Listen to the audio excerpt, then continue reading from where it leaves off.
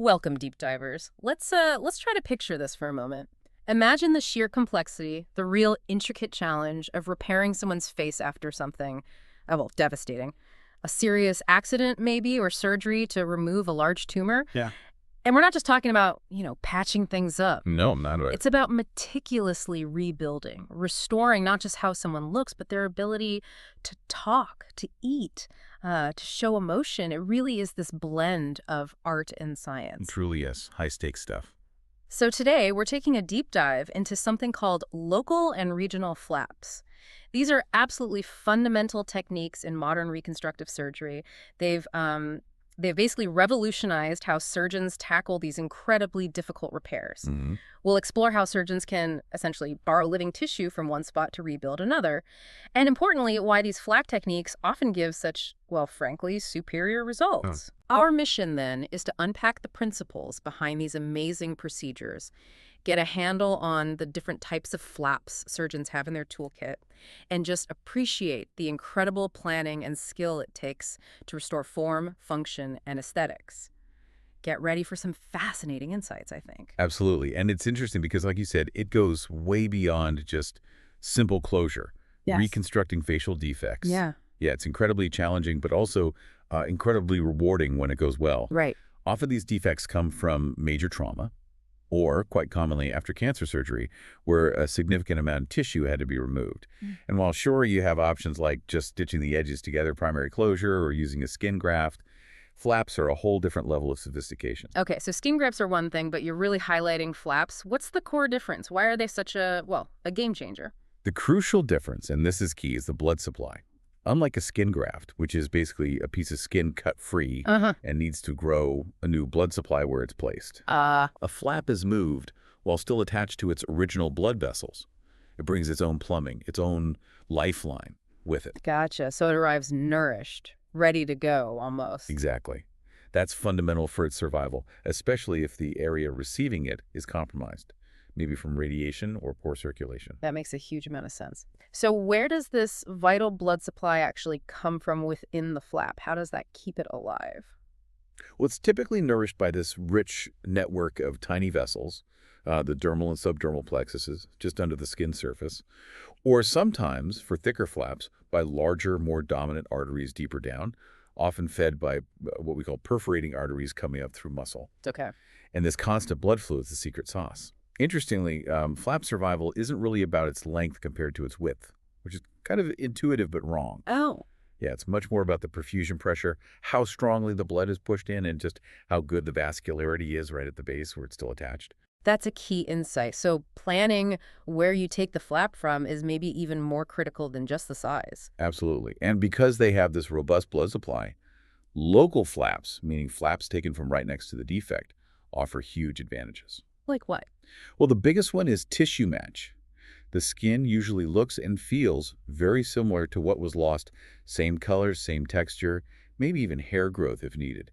This gives much better cosmetic and functional results. And they work better in difficult spots. Yes, particularly in areas that have been irradiated. Radiation damages blood vessels, making it really hard for a free skin graft to survive. But a flap brings its own healthy supply. And what about recovery? Do these flaps truly integrate back into the surrounding tissue? They do, remarkably well. Over time, local flaps regain their blood flow patterns and even sensation, cutaneous sensibility. Studies have actually shown that eventually things like blood flow measurements and two-point discrimination, that's the ability to feel two distinct points close together, become statistically pretty much the same as unoperated skin nearby. Wow. So nerve regeneration, too. Yes, it demonstrates incredible integration and nerve regeneration potential. The body's really amazing at adapting. It sounds like surgeons have a kind of ladder they climb when deciding how to fix a defect. Start simple and get more complex. That's exactly right. We call it the reconstructive ladder, or the simple to complex approach. You always consider the simplest solution first that will do the job well. So what's step one? Step one is usually primary closure, just stitching it up. Right. If that won't work or would distort things too much, maybe a skin graft. Okay. If those aren't suitable, then you move to local flaps, using that adjacent tissue. Then, for bigger problems, regional flaps from a bit further away, like the chest or neck. And the top of the ladder. The most complex are distant pedicled flaps, or microsurgical free tissue transfer, taking tissue, complete with its artery and vein, from somewhere like the arm or leg and plumbing it back in under the microscope. Of course, moving all this tissue around, making extra cuts, it must increase certain risks, right? Even with these advanced methods. Oh, definitely. That's a crucial consideration. Using flaps involves more surgery, more incisions, more tissue handling. So yeah, there's a higher risk of things like bleeding after surgery. Hematoma, there's a blood collection under the flap. Right. More potential for pain, and certainly a risk of infection. And critically, especially when we're dealing with cancer removal, Yes. you absolutely must have confirmation that all the tumor is gone. Clear margins before you start the reconstruction. You don't want to cover up any remaining cancer cells. That's paramount, of course. Now, thinking about the face, it's not just about closing a hole. It's about restoring identity, appearance. I've heard surgeons talk about aesthetic units. What does that mean in practice? Yes, the aesthetic unit principle. This is huge for getting the best cosmetic outcome.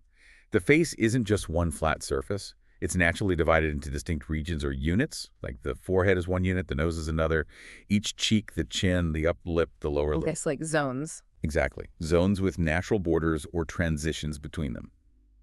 The principle is that scars are much less noticeable if you can place them along these natural borders.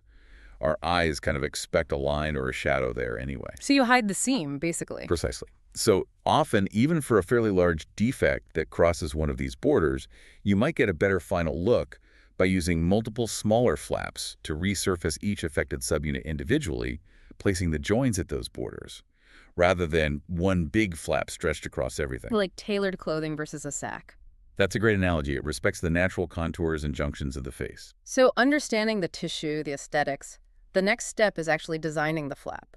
What guides surgeons before they even make an incision? It's a very meticulous process. One major guide is something called relaxed skin tension lines, or RSTLs. Yeah, these are the natural lines of tension in your skin. They mostly run parallel to facial wrinkles, or rhytids, as we call them.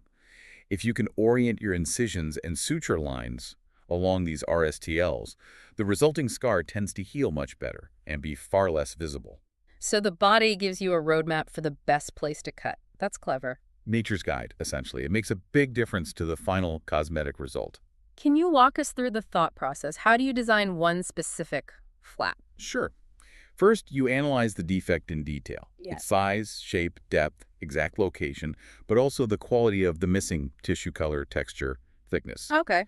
Then you look at the potential donor sites nearby. Is the skin there healthy? Is it mobile enough? Does it match the tissue that's missing? Makes sense. Critically, you identify any important landmarks you absolutely must not distort, like the corner of the eye, the nostril rim, the lip margin. Pulling on those creates functional and cosmetic problems. Right. You don't want to create a new problem while fixing the first one. Exactly.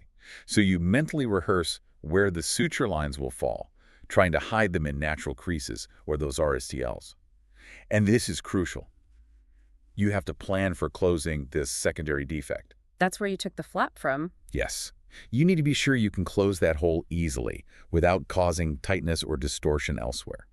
Sometimes closing the donor site is actually trickier than moving the flap itself. It sounds like playing chess on the face, almost. Thinking multiple moves ahead. It really is. You have to anticipate the tensions, the final contours. So, design complete, you're in the operating room. What are the absolute must-dos in terms of surgical technique? Technique is everything. Gentle tissue handling is paramount. You cannot crush or traumatize the flap or its base, its pedicle. Because that damages the blood supply? Precisely. No excessive pulling, no twisting or kinking the base that can choke off the blood flow. Using deep sutures helps take tension off the skin edges, which is vital for healing and preventing the flap from pulling away or the scar widening. Meticulous hemostasis, stopping every little bit of bleeding before you close, is critical to prevent a hematoma from forming underneath, which could compromise the flap. Right, that blood collection again. And finally, you need to make sure the flap is sized correctly and mobilized enough so it lies in its new position without any tension at all.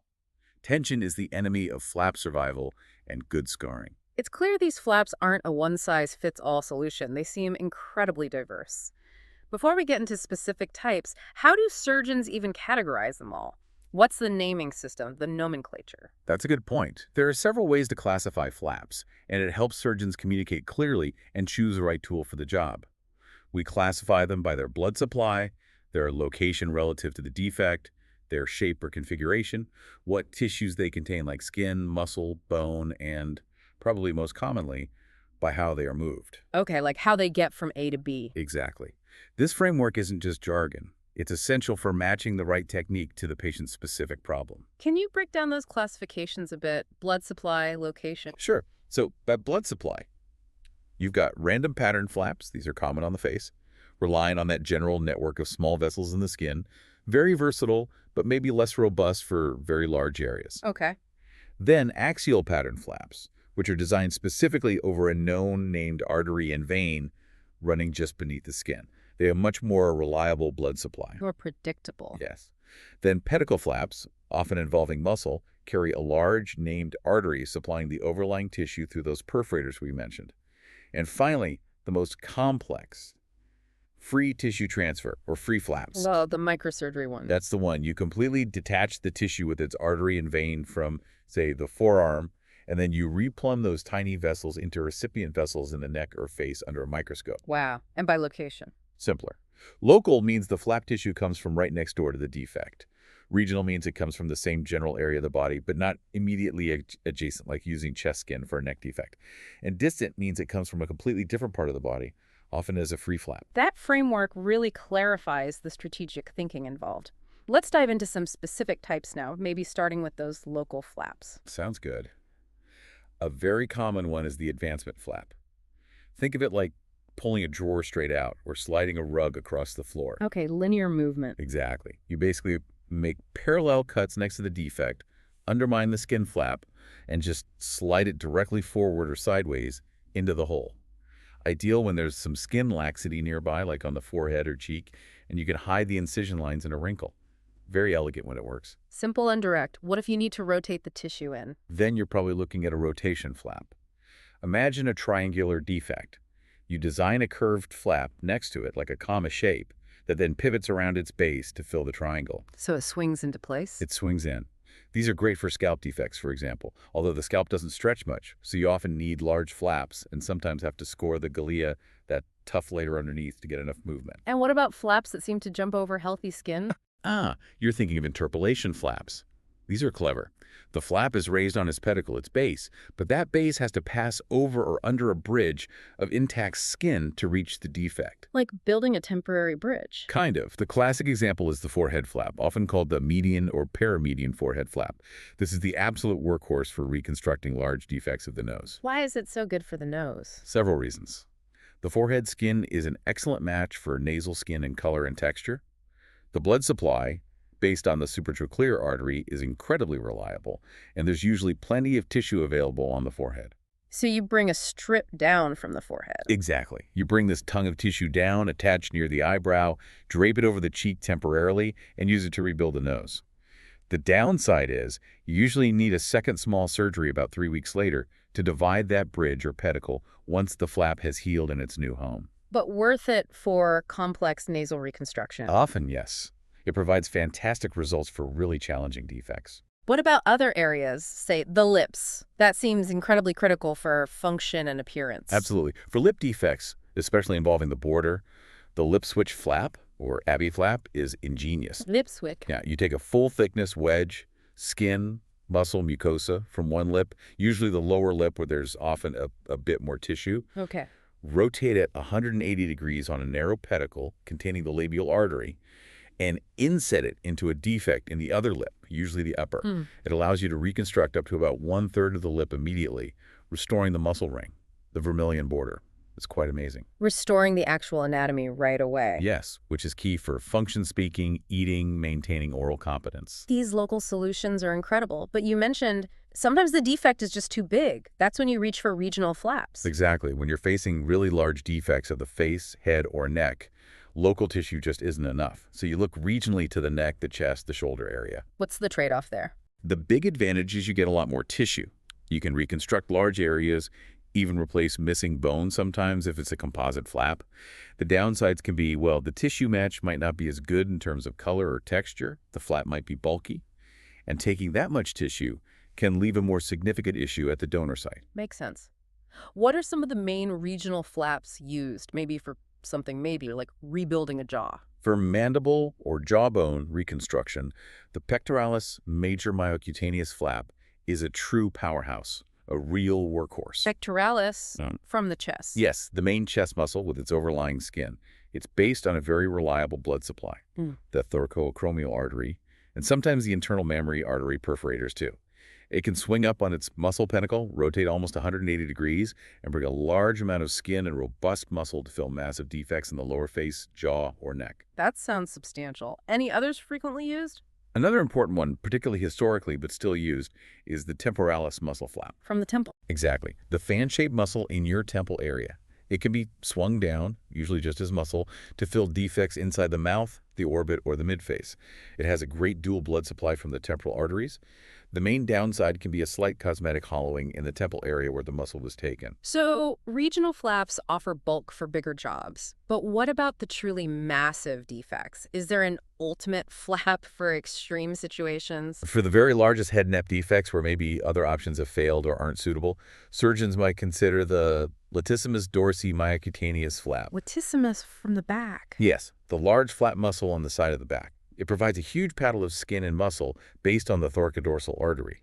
It can cover massive scalp defects or extensive facial and neck defects, but it's a bigger operation. The patient usually needs to be repositioned during surgery to harvest it from the back, which adds time and complexity. And the donor site morbidity, potential weakness in shoulder function, scarring is more significant. So it's generally reserved for when you really need that much tissue and other options aren't viable. So we've covered the amazing possibilities, the intricate designs, the spectrum from local to regional. But surgery is surgery. Complications happen. How do surgeons manage when things don't go perfectly? That's right. Managing complications is a huge part of reconstructive surgery. Minimizing risk starts way before the OR with really careful patient selection and planning.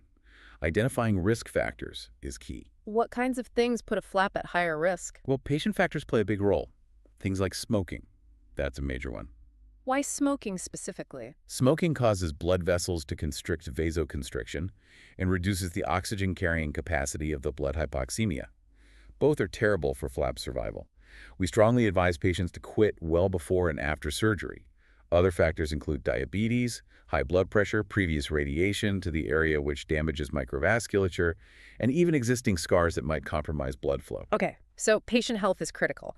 What are some common problems that can arise with the flap itself after surgery? Probably the most feared is ischemia, meaning the flap isn't getting enough blood in. How would you recognize that? The flap looks pale. It feels cool to the touch compared to surrounding skin. It doesn't blanch white when you press it, or if it does, the color returns very slowly. And if you prick it with a needle, it barely bleeds, or the blood is dark. And that's an emergency. It can be. While tissue can sometimes survive on surprisingly little blood flow, maybe just 10% of normal prolonged ischemia will lead to necrosis tissue death. You have to identify the cause, if possible, maybe a kink in the pedicle or a clot, and address it quickly. What about the opposite problem? Too much blood or bleeding? Right, bleeding or hematoma. A hematoma is that collection of blood underneath the flap. It can happen if bleeding wasn't perfectly controlled during surgery, or sometimes due to blood thinning medications, the patient might be on aspirin, NSAIDs, even high doses of vitamin E. And that's bad because Because the hematoma creates pressure. It physically lifts the flap off its bed, preventing it from healing in, and it can compress the delicate blood vessels within the flap, causing ischemia or congestion. Hematomas usually need urgent drainage within the first 24 hours typically, either by aspiration with the needle or by opening a few sutures to let the blood out. Okay, so ischemia is not enough blood in, hematoma is bleeding under. What else? The most common vascular problem actually is congestion. This is when blood flows into the flap, okay, but it can't get out efficiently through the veins. Like a traffic jam. Exactly. The flap looks swollen, maybe purplish or dusky, but it feels warm. If you press it, it blanches, but the color rushes back very quickly. And if you prick it, dark venous blood oozes out. If it's not relieved, the backup pressure can eventually compromise the arterial inflow too. How do you manage congestion? First steps are simple. Release any tight sutures, loosen bandages, elevate the area if possible. But if it persists, well, this is where things get interesting. We sometimes use medicinal leeches. Leeches. Seriously, in modern surgery. Seriously. Hirudo medicinalis. It sounds ancient, but they are incredibly effective for relieving venous congestion. Wow. How on earth do leeches help? They do two things. First, they literally suck out the stagnant venous blood. But more importantly, their saliva contains a powerful cocktail of bioactive substances, including hirudin, which is a potent anticoagulant, and vasodilators. So they thin the blood and open vessels. Exactly. This allows the flap to continuously ooze the congested blood for hours after the leech drops off, effectively decompressing it and buying time for the flap's own venous drainage to improve or for new channels to open up. It's quite remarkable. Low-tech biology solving a high-tech problem. That is genuinely fascinating. Are there other, maybe more high-tech ways to help struggling flaps? Yes, there are. Hyperbaric oxygen therapy, or HBO, can be beneficial. Breathing pure oxygen under pressure? Right. It significantly increases the amount of oxygen dissolved in the blood plasma. This hyperoxygenation helps struggling tissues survive, reduces swelling, promotes new blood vessel growth, neovascularization, and can be particularly helpful in tissues damaged by radiation. It paradoxically causes some vasoconstriction, but ultimately improves tissue oxygen delivery. Interesting. Any medications? Sometimes medications like low-dose heparin, an anticoagulant, or dipyridamole, which affects platelets and vasodilation, might be used to try and improve blood flow, particularly in ischemic situations, though the evidence for their routine use is sometimes debated. And the ever-present risk in any surgery infection? Always a concern. While infection rates in clean facial surgery are generally low, maybe around 2–3%, flaps can sometimes have slightly higher rates because there's more tissue handling, longer surgery times, and potentially some areas with borderline blood supply. And infection is bad because... Infection can lead directly to flap failure, wound breakdown, dehiscence, poor scarring, and just overall bad cosmetic and functional outcomes. Maintaining good tissue oxygenation is actually one of the best defenses against infection, as our immune cells need oxygen to work effectively. So we've really journeyed through this incredibly complex field.